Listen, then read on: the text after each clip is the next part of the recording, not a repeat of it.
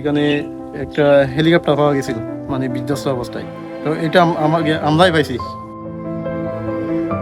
দ্বিতীয় বিশ্বযুদ্ধের উত্তাল সময়ে চট্টগ্রামের হাটহাজারীতে মিত্রবাহিনীর একটি গুরুত্বপূর্ণ সামরিক বিমান ঘাঁটি স্থাপন করা হয়। জাপানি বাহিনী যখন বার্মা বর্তমান মিয়ানমার সীমান্ত অতিক্রম করে দ্রুত অগ্রসর হচ্ছিল, তখন ব্রিটিশ ভারত থেকে সেনা অস্ত্র ও রসদ সরবরাহের জন্য কৌশলগতভাবে গুরুত্বপূর্ণ হয়ে ওঠে চট্টগ্রাম।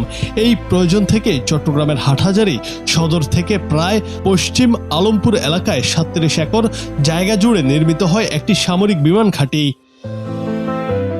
স্থানীয়দের কাছে বর্তমানে পাকা রাস্তা নামে পরিচিত এলাকাটি ছিল সেই বিমানবন্দরের রানওয়ে। যুদ্ধের সময় এখানে সারিবদ্ধভাবে দাঁড়িয়ে থাকত বিমান। আকাশ কাঁপিয়ে যুদ্ধ বিমানের অবিরাম ওঠানামা ছিল। দুর্গম পাহাড়ি পথ ও প্রতিকূল আবহাওয়ার কারণে স্থলপথে রসদ পরিবহন ছিল অত্যন্ত কঠিন। ফলে মিত্রশক্তি আকাশপথের ওপর নির্ভরশীল হয়ে পড়ে। চট্টগ্রাম বন্দরে আসা অস্ত্র, গোলাবারুদ ও খাদ্য সামগ্রী এই বিমান ঘাটির মাধ্যমে আরাকান সীমান্ত ও বার্মার বিভিন্ন যুদ্ধক্ষেত্রে পৌঁছে দেয়া হতো। ঐতিহাসিক নথি অনুযায়ী বিমান ঘাঁটিটি মূলত যুক্তরাষ্ট্রের বিমান বাহিনী ও ব্রিটিশ রয়্যাল এয়ারফোর্সের পরিবহন কার্যক্রমে ব্যবহৃত হতো। ১৯৪৫ সালে দ্বিতীয় বিশ্বযুদ্ধের সমাপ্তির পর বিমান ঘাঁটির কার্যক্রম বন্ধ হয়ে যায়। যুদ্ধ শেষ হলেও ইতিহাসের কিছু নিদর্শন আজও ছড়িয়ে ছিটিয়ে রয়েছে পশ্চিম আলমপুর এলাকায়।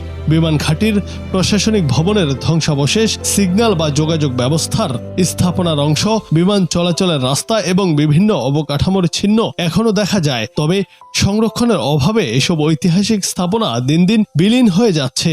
কোথাও ভেঙে পড়ছে দেয়াল, কোথাও আগাছা আর ঝোপঝাড়ে ঢেকে যাচ্ছে ইতিহাসের সাক্ষ্য বহনকারী স্থাপনাগুলো।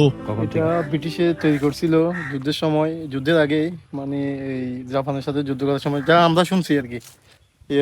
যুদ্ধ শেষ করে এগুলা এইরকম ভাবে 200 বছরের কাছাকাছি হবে। জাস্ট এটা আমার দাদার কাছ থেকে শুনছিলাম। বয়সের পর তো আমি দেখি না, এমনি শুনছিলাম আমি। এখানে বিল্ডিং আছে, এখানে আছে, এখানে আছে, অনেক জায়গায় আছে। এখানে মূলত আর কি তেলের ট্যাঙ্গা আর কি, এটা আমার বয়সে শুনছিলাম।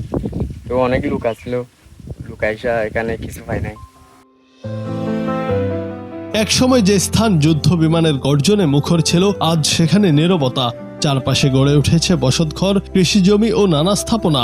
নতুন প্রজন্মের অনেকেই জানেন না তাদের বসবাসের এই জনপদ একসময় দ্বিতীয় বিশ্বযুদ্ধের গুরুত্বপূর্ণ সামরিক ঘাঁটি ছিল।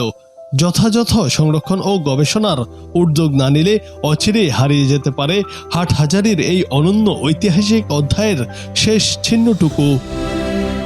জুনায়েদ আহমেদ, বাংলা টিভি।